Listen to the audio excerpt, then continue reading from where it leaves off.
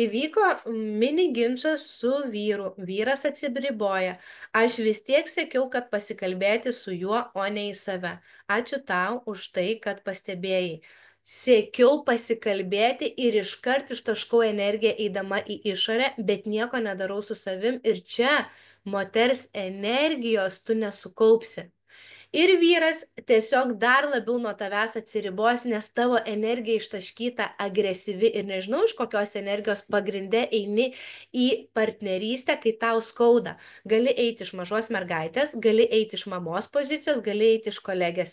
Ir vyras tą jaučia. Nes su vyru pirmiausia bendrauji energetiškai ir tik po to žodžiais, kad ir ką besakytum. Labai sunku tą akimirką susitelkti tarsi į save. Emocijos kyla ir norisi tarsi spręsti. Taip, nespręsti norisi, o norisi atsiriboti ir pabėgti nuo emocijos. Norisi, kad kažkas išspręstų tavo emociją tavyje. Ir čia egzistuoja žemo emocinio intelekto pavyzdys. Ir mes nebuvo mokomos apie tai. Mūsų poreikiai emociniai nebuvo patenkinami. Aš buvau tame. Aš norėjau, kad mano vyras išspręstų už mane mano emocinius dalykus. Jis to padaryti negali. Ir jis labai aiškiai apie tai rodė. Tai reiškia, kad vėl neišlaikiau egzamino. Panašiai. Tai reiškia, kad bėgi nuo emocijų. Ir tai yra lengviau. Ane? Nes labai sunku taip ir rašiai, nu vis tiek labai sunku atsisukti į save ir išbūti emocijoje. Tačiau yra pateiktos praktikos raštu, 3 žingsniai, tik tais 3 žingsniai praktikos. Užtrunka maks iki 5 minučių ir tu pamatysi raštu, kaip viskas keičiasi. Ką jisai daro? Nes jis vėl atsiriboja. Man po to bemiegė naktis, daug streso, o jis bendrauti nenori ir toliau. O gal mes tiesiog netinkam? Ne. Taip vyks ir kitose santykiuose. Jeigu aš ateinu sužalota kaip asmenybė, aš pritrauksiu santykius, kurie man pasitarnaus, kad aš gyčiau. Ir kartais tai turi įvykti taip, kartais santykiai turi nutrūkti, kad moteris atsistatytų. Taip vyko mano mamos pavyzdžių. Ji niekaip nebūtų galėjusi pabusti ir atsigręžti į save kaip į moterį, jeigu nebūtų nutrūkę tie santykiai visiškai. Ir dar 10 metų po santykių ji vis tiek dar neatsigręžė į save, dar taškė energiją, kol pasiekiamas tas dugnas.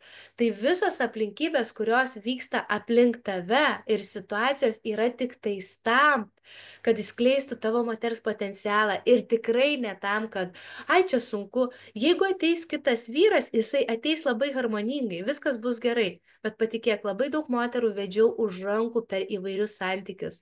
Ir jau iš kelių žinučių ir kelių epizodų galiu pasakyti, kas vyksta ir kodėl vyksta. Ir čia yra energetiniai dalykai. Bėgimas nuo savęs ir tai yra pati sudėtingiausia moters dalis.